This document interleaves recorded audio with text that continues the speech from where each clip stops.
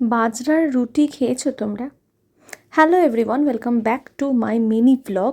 এই বাষ্পীভূত হয়ে যাওয়া দুপুরবেলা আমি আমার হাজব্যান্ডের জন্যে বাজরার রুটি বানাতে চলে গিয়েছি।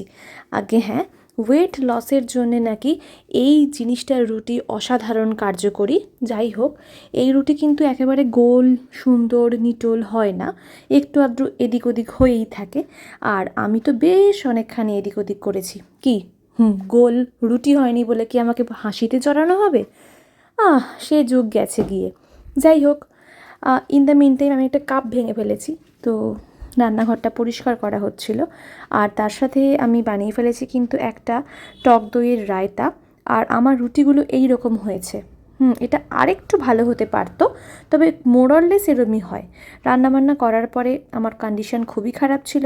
ডিম সেদ্ধ তরকারি, রুটি, আর তার সঙ্গে হচ্ছে রায়তা। বাই।